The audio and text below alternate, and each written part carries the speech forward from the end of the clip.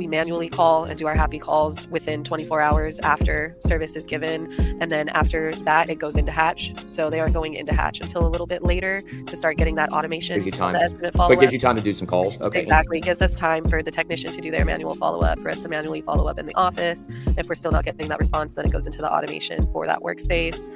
And then we have that campaign set up for different messages at different times, whether it's been 2 days, 3 days, 3 weeks later, we keep following up and handling them differently as time progresses.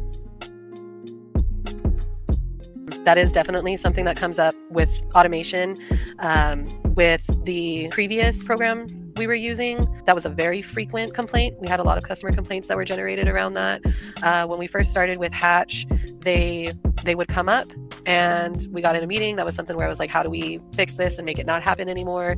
And we've gotten that adjusted. It's really configuring your audiences that you're pulling, your bailouts, the opt-outs for it.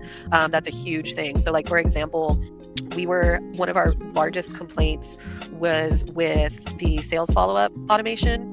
We'd have a technician go out. Our standard is we offer 3 to 5 estimates, but a minimum of 3. So if we're giving the customer, say we're giving them the max of 5 estimates and they accept 1 and the other 4 are still open, we would have the automation bot previously with the other source we were using would continuously follow up saying, hey, you have an open estimate, you have an open estimate. It wouldn't be able to recognize that one of their estimates was accepted.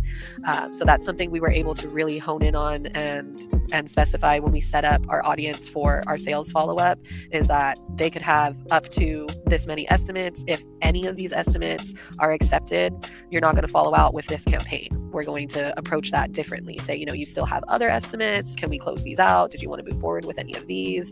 Versus we haven't had an accepted estimate from you at all. We're also able to set up, it's estimates that, like I said, we start that on the second day, and then we only go back, I believe it's 14 days. So they're in that 14-day cycle, and then they get rotated. So we're also not following up on estimates that were given 2 years ago and never accepted in the same way. And then our different workflows and workspaces connect to each other. So if we have a customer that is in the Yelp workspace and then they get a missed call, they're coming up in the missed call campaign. But I don't know how the technology works with it, but they seem to recognize that and understand it. It's the same customer. It keeps them in the same chat, like the text messages. I guess kind of if you think like an iPhone and you get that text message thread, they're getting a new response in from a different bot for a different campaign or a different purpose, but it is recognizing that it's the same customer. And once that customer opts out or says, no, I don't need this anymore, it stops it. And we stop it across the board for any campaign that they're in or could potentially get pulled into.